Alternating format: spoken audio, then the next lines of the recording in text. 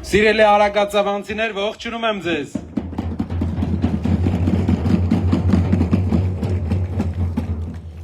Մեր երկրի ամենակարևոր,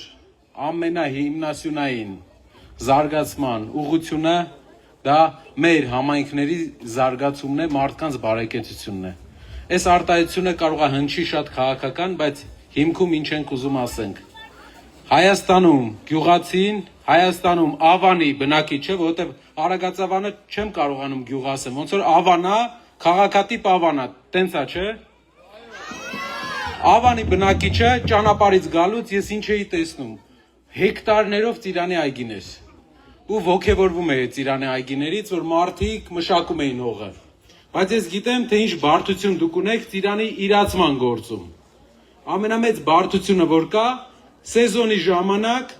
երկրում ու ընդհանրապես այս տարածաշրջանում չկա մթերման կայան, ու երբ ծիրանը ստանում եք, վաճառքի խնդիր է լինում, գները իջնում են, մարդկանց տուն գումար չի գնում։ Մենք պետք է կարողանանք ճիշտ որոշում կայացնենք, թե ինչպես լուծենք այդ հարցը գյուղացիների համար, գյուղատնտեսությամբ զբաղվողների համար։ Մեր առաջարկն է մթերման կայան մեր հայրենիքում։ Ինչ է մթերման կայանը։ Հայաստանի բոլոր շրջաններում տեղակայվում են հատուկ սառնարաններ, որոնք գնում են գյուղատնտեսությունով զբաղվողի բերքը նախապես նշած գնով եւ արտահանում են իրենց պայմանագրերով դուրս լավ գներով։ Արագածավանի ծիրանը հասնում է Հայաստանում ամենաուշերից մեկը եւ արդեն գները թանկացած են լինում այն շուկաներում, որտեղ պետք է վաճառեն, օրինակ Ռուսաստանում։ Մենք պետք է մթերման կայանը վերցնի 10 օր, 15 օր պահի հատուկ տեսակի սառնարաններում եւ արտահանելով Ռուսաստան բավական թանկ գնով վաճառի։ Դրա արդյունքում գյուղացուց մթերված ծիրանը թանկ գին է ունենալու։ Մենք էլ ստիպված չենք լինելու 100, 120, 150 դրամով ծիրան վաճառենք։ Կկարողանանք վերջապես Հայաստանը վաճառի այն գնով, ինչով որ իրապես դրսում առնում են։ Ու դրսում մի քանի անգամ թանկ գին է։ Ուղղակի լարսի խնդիր կա, մթերման խնդիր կա։ Մթերման կայանով մթերումը կլուծենք տարածաշրջանում, որպեսզի գնի պետության երաշխավորությամբ լավ գնով, լարսի խնդիրն է մենք երաշխավորում ենք, որ լուծվելու է արագ, որպեսզի բերքը հեշտ գնա։ Ինչ եք կարծում, ճիշտ լուծում է գյուղատնտեսության համար։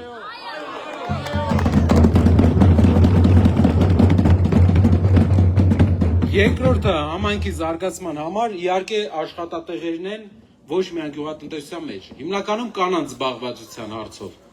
Կանանց համար Հայաստանում ամենահետաքրքիր ուղղությունը կարա լինի տեղերում տեքստիլի գործարանի ստեղծումը։ Տեքստիլն է, որ աշխատատեղեր է ապահովելու։ Ժամանակին 100,000-ավոր մարդիկ Հայաստանում աշխատում էին այդ ոլորտում։ Մենք ասում ենք, որ այստեղ մենք կայացնելու ենք տեքստիլ արդյունաբերությունը, ստեղծվելու է տեքստիլ ֆաբրիկա, որպեսզի կանայք զբաղվածություն ունենան։ Լավ միտք է։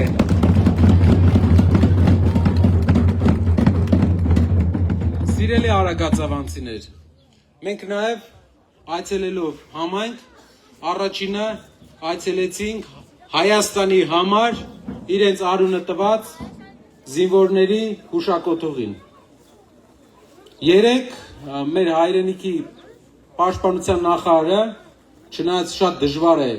պաշտպանության նախարար անվանել այն մարդուն, այսօրվա մարդուն, որտեղ եթե իրեն համեմատենք մեր Վազգեն Սարգսյանի հետ,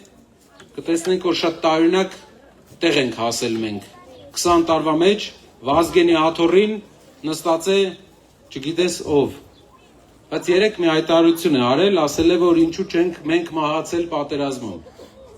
Ես, իմ եղբայրները, մի 2 օր առաջ էլ դրանից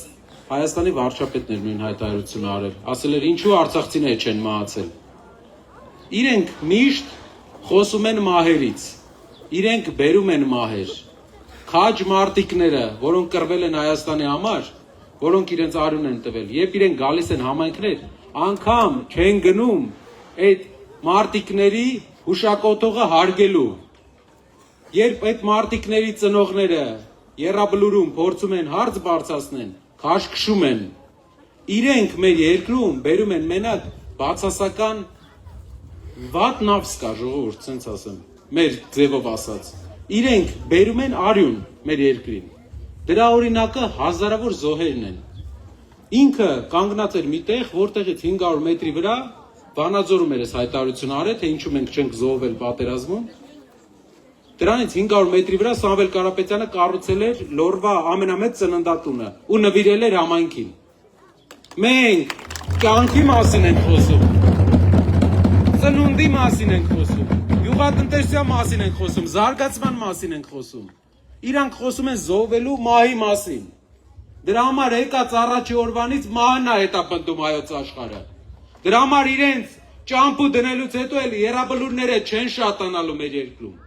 Մեր երկրի այգիներն են շատանալու։ Մեր հայրենակիցները ստիպված չեն լինելու երկրից գնան։ Մարդիկ երկրից գնում են խոպան, ձեզանից շատերը, ձեր շրջապատից շատերը խոպան են գնում, աշխատում են, որովհետև ստե գործարան չեն սարքել, Թալինում գործարան չեն սարքել։ 8 տարվա ընթացքում մի հատ նորմալ գործարան չկա այստեղ։ Մարդը գնում է Ռուսաստան, հաց է վաստակում, հետ է գալիս, ասում են եկած։ Նենց երկիրը կառավարեիք, 8 տարի ունեիք։ Միլիարդավոր դոլարների պարտքեր եք վերցրել, որ մենք կարողանանք մեր համայնքներում աշխատատեղ ստեղծեինք, երիտասարդությունը, ձեռքները սխմում ես, ոնց որ պինդ բետոն լինի ձեռները, ուժա։ Այդ երիտասարդությանը ոնց ենք թողում գնա խոպանը հարստացնեն, ուրիշի երկիրը հարստացնեն։